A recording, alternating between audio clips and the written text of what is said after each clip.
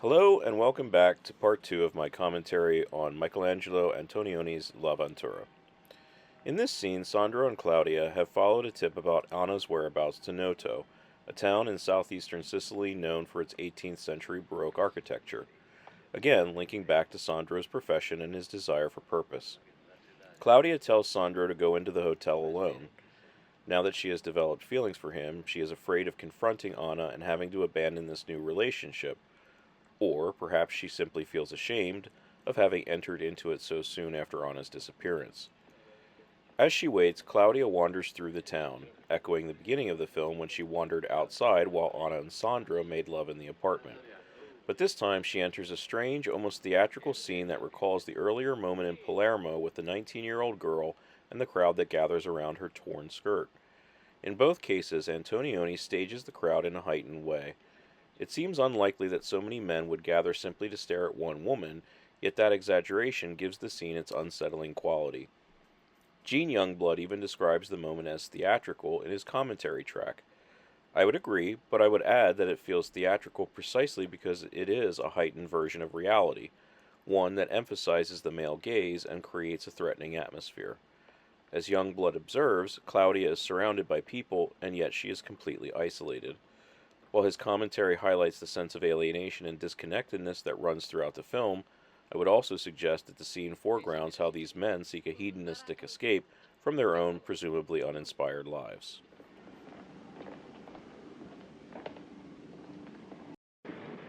In this scene that immediately follows, Claudia begins to realize something troubling about Sandro. She asks him to consider that he must have said these same things to Anna. Sandro doesn't deny it, but instead calmly replies, "Let's say I did. I was in earnest with her as I am now with you." This response reveals something important about him. He is not truly devoted to either Anna or Claudia as individuals. Rather, he seems to need the presence of a woman, any woman, in order to distract himself from the deeper dissatisfaction and emptiness of his life. He might feel sincere right in that moment, but he also can just sort of interchange his emotions depending on what woman he's with. So, in this key scene coming up here, we're going to find out more about why Sandro is so dissatisfied with his career and with his life and why he lacks purpose. He's going to explain here that he no longer actually builds anything. Instead, he makes millions of lire simply giving estimates on projects like schools. He says he wishes he could go back to when he actually built things, but he's tired of creating something only to have to accommodate the wishes of clients with poor taste. Claudia tells him that he should build beautiful things, that she believes he has it in him, but Sandro responds with a kind of cynical resignation. Why make anything beautiful now, he asks, when it will only last 10 or 20 years? In the past, people built things meant to last for ages. And hearing this, I can't help thinking back to the vase that was shattered earlier in the film. That vase had survived for ages. It had endured centuries, even being tossed around by the waves in the ocean. Yet the moment human beings pulled it out of the water, they handled it carelessly and it shattered almost immediately. To me, that moment begins to come into focus here. The vase represents something created to be beautiful and enduring, something meant to outlast its makers. But in the modern world, that sense of reverence for beauty seems to have disappeared. The past appears to have been an era that valued beauty as a form of transcendence, an attempt to create something lasting beyond the self. In the modern era, however, human beings have increasingly placed themselves at the center of the universe. Instead of striving to create something beautiful and enduring outside themselves, they turn inward. And the result, in Antonioni's world, is a feeling of emptiness, of people drifting through life without purpose, aimless and restless, much like the wandering movement of the camera throughout the film. I think this scene coming up is really important because Sandro is about to ask Claudia to marry him. Now remember, his fiancée Anna has just disappeared a few days ago. Now Claudia, while steadying herself on a rope, is about to accidentally pull it and realize she's sounded a bell. She begins pulling other ropes, ringing several bells in the tower, and then suddenly hears a response. Another church, several blocks away, begins answering with its own bells. Claudia becomes excited and says, "They're answering us, do you see?" She rushes to the ledge and points toward the distant bell tower. To me, this moment is extremely powerful because it seems to be about communication. Claudia is standing right next to Sandro, who just asked her to marry him, yet she's clearly skeptical of his intentions. She asks him, "Are you sure it's me you really want to marry?" What she seems to be getting at is that Sandro doesn't necessarily want her, he simply wants to be with someone. He wants to avoid being alone. In other words, he's terrified of existential loneliness. Claudia seems to understand this intuitively, but the two of them never actually say it to each other. They talk around the truth. Their words never quite communicate what they really mean. And yet, in this moment, Claudia experiences a genuine sense of connection, not with Sandro, who's standing beside her, but with someone far away who answers the bell she's rung. For me, the scene becomes a powerful statement about the difficulty of human communication. Words often fail to convey our true intentions, even between people standing right next to each other. And yet, sometimes, unexpectedly, a meaningful connection can occur across great distances.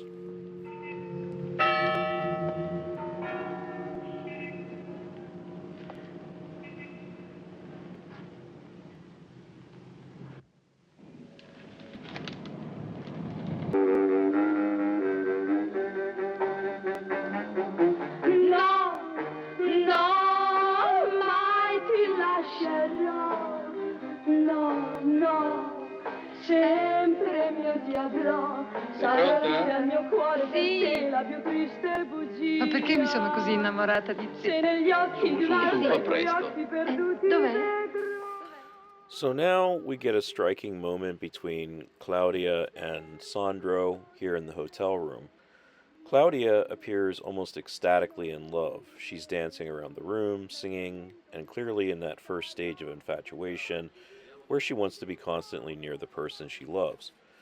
When Sandro tells her that he's going into the city alone, she playfully says that if he goes out without her, it should feel like walking with a missing leg, or that he should find himself hugging the shadows on the wall, imagining that they are her. But in the middle of this playful moment, something is about to change here in a second. So just watch for the change in Claudia's expression. L'ombra che passa sui muri. Sempre t'odierò. No, non ti perderò. Nel tormento più dolce starò. Con i miei baci ti riprenderò. Ma no, no, mai E poi devi dirmi che So there it is. Claudia suddenly stops and looks at Sandro. He's sitting in a chair, hunched forward with his chin resting on his hands, staring off into the distance, not even looking at her, as if he's gazing into some private void. And in that instant, the joy drains completely from her face. The scene is also filled with mirrors, which create subtle visual doubles of the characters. In a film where Claudia has gradually taken the place Anna once occupied, these reflections quietly suggest the unsettling possibility that she may simply be replacing Anna in Sandro's life. Claudia then asks him directly, "You must tell me you love me."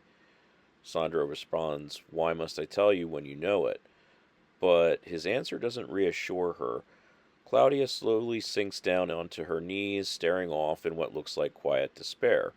All of the energy and happiness that filled the room just moments earlier has disappeared.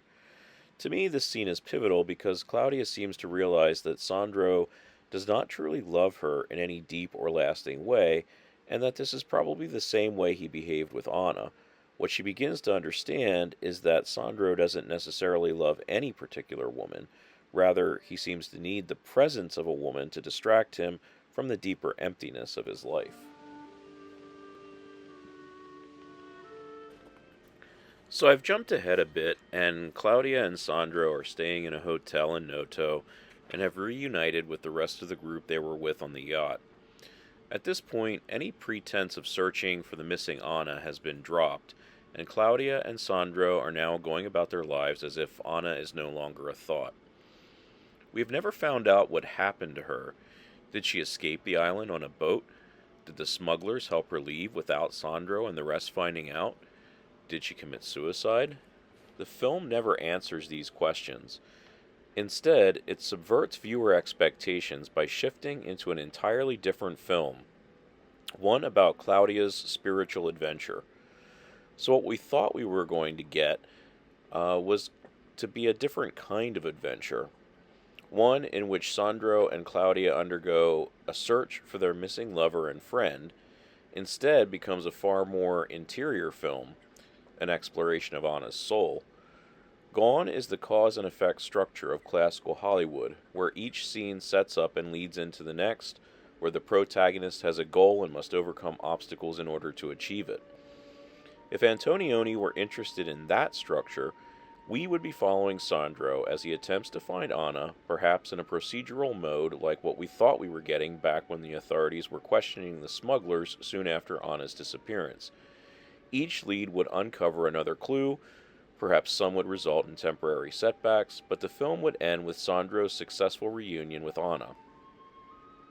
So at this point, a party is taking place downstairs. Sandro has left Claudia in their room, saying he's only going down for a short while. Claudia, exhausted from their travels, has just awoken from a sleep and she's waiting for him to return.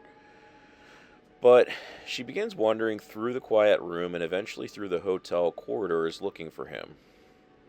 This scene reminds me of an earlier scene where Claudia wakes up in the fisherman's hut after Anna has disappeared and goes to the window to look out at the sunrise. Remember that this kind of pacing was unheard of in 1960, and festival goers at Cannes that year grew impatient with the film's meandering and actually booed it. This seems shocking today because so many films since have adopted this kind of pace. I'm thinking in particular of Sofia Coppola's Lost in Translation. Here's a clip from that film that shows just how influential Antonioni has become.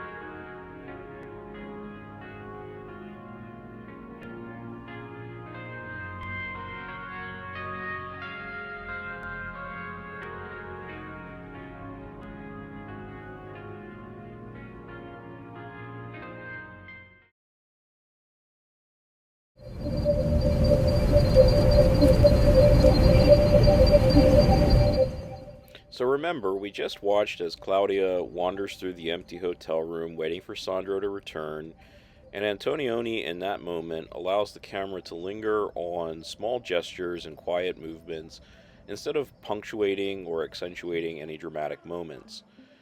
And yet, we still could feel that something important was happening inside of Claudia. We see that kind of filmmaking here, as Sofia Coppola, the director of Lost in Translation, has often cited Antonioni as an inspiration. In this scene from Lost in Translation, Scarlett Johansson's character wanders alone through Kyoto. She's going through a sort of quarter-life crisis. She's married to a photographer who doesn't seem very interested in her right now. He's very preoccupied with his career. He's been having dinner and drinks with a famous American actress and sort of ignoring his wife, and she really doesn't know what she wants to do with her life in this film. And here she's spending this alone time, this time without her husband, by wandering through Kyoto. And I think, like Claudia, we can see her sort of drifting through these unfamiliar spaces, observing the world around her while processing something internally that she can't quite put into words.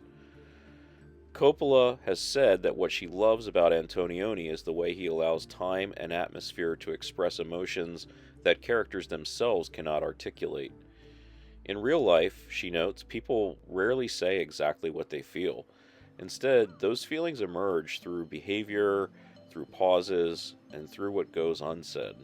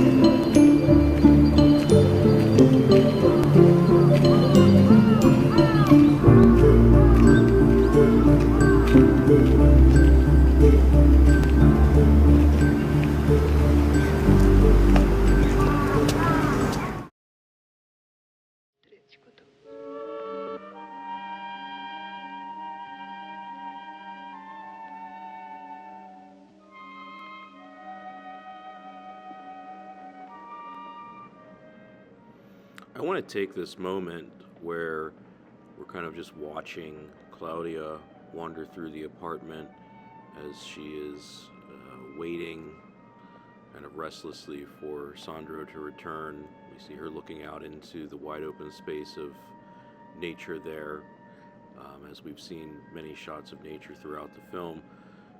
To note the irony of the title, L'Avventura, the adventure, which we've talked about before. On the surface, of course, this film does seem like an adventure. A group of wealthy individuals travel to an island on a beautiful late summer day, decide to go leisurely swimming. They swim to the island and spend the day sunbathing, reveling in the moment, nowhere to go. And then one of their party disappears. This, of course, sounds like the beginning of a classical Hollywood film, a Hitchcock film even, one that would be filled with adventure.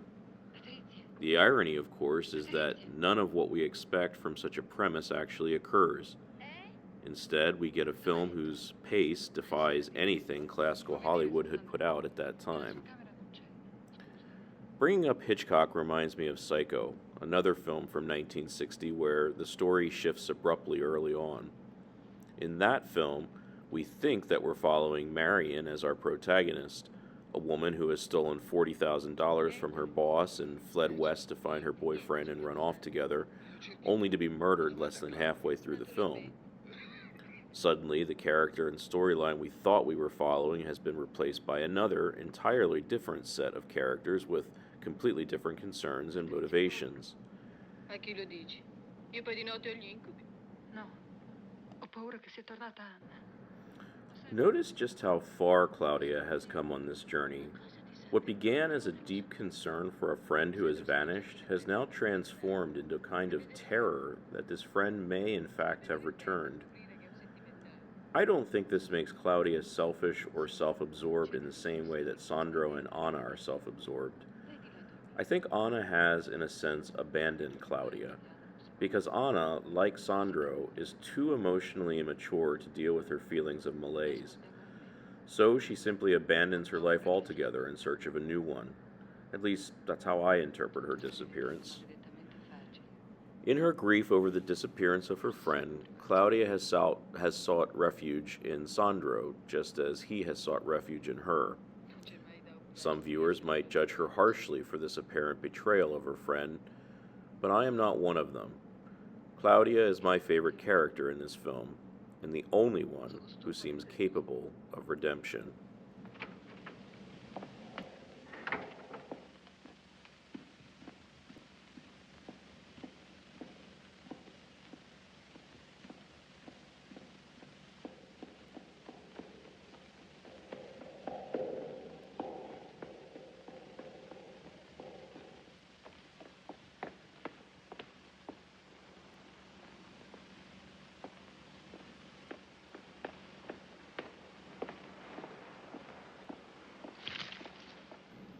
Here I will quote Youngblood, who notes this theme of emptiness, empty rooms, again this Antonionian phrasing, the rhythm of long takes, empty quiet space, people moving through this space, running away from something, and maybe one one or two of them running towards something. And then he'll punctuate these vacant spaces with fast and dense montages. So I think that is a really accurate way to describe Antonioni's style here as we approach the climax of the film. He's, really dragging it out, making the pace very deliberate, and building our anticipation for this moment right here, where, again, Claudia is the witness, this time witnessing Sandro as he cheats on her with the 19-year-old from Palermo, the one with the torn skirt who drew the massive crowd. Notice how Sandro behaves like the immature child we have suspected he has been throughout this film. He may be a grown man, but he is emotionally stunted, an impulsive child seeking instant gratification because he's so dissatisfied with how his life has turned out. Tu non mi dai un piccolo ricordo? Solo un piccolo ricordo?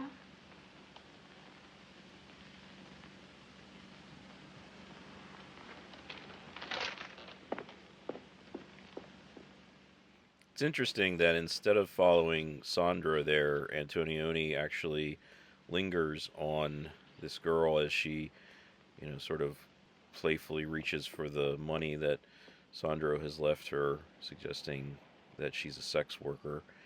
So now we move on and we get this very long shot of Claudia, off in the distance here. She's been devastated by Sandro. And I really also want to point out the bell tower here, because this is going to come back up, I think, towards the end. It's a reference, in my opinion, back to when Claudia had that moment of almost revelation when she accidentally rung the bell and the distant church rang back. And this is a beautiful moment. Let's just stop and listen to the wind here.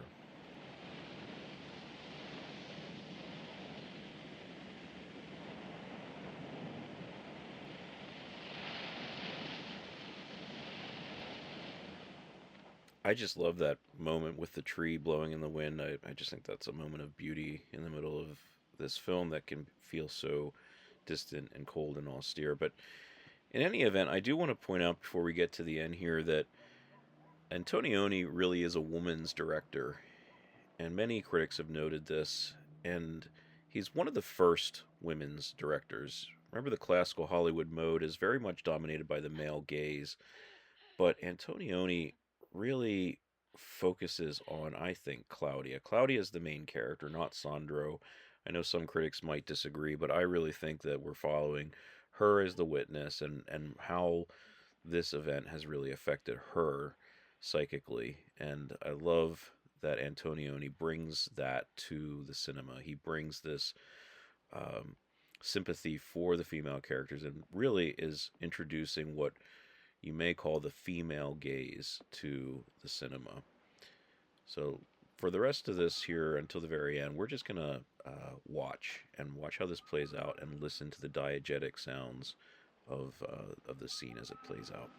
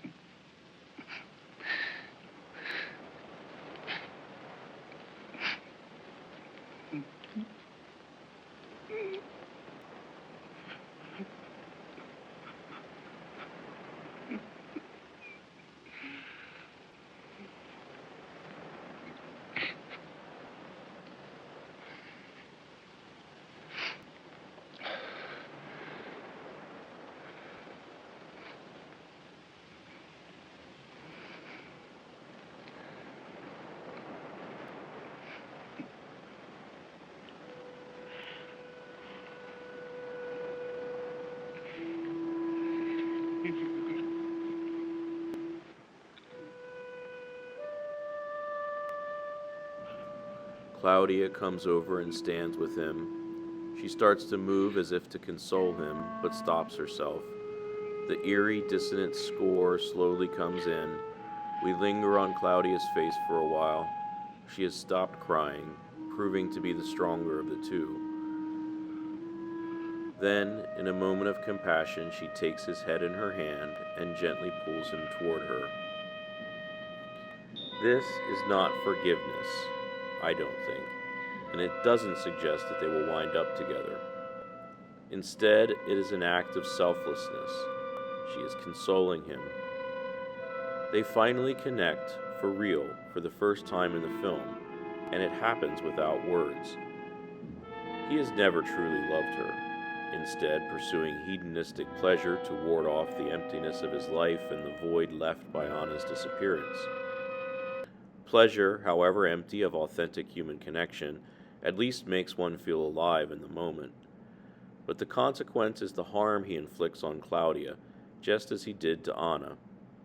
He has hurt her deeply, but she, if not forgiving, at least recognizes in what he did his humanness and his suffering, puts herself aside, and reaches out.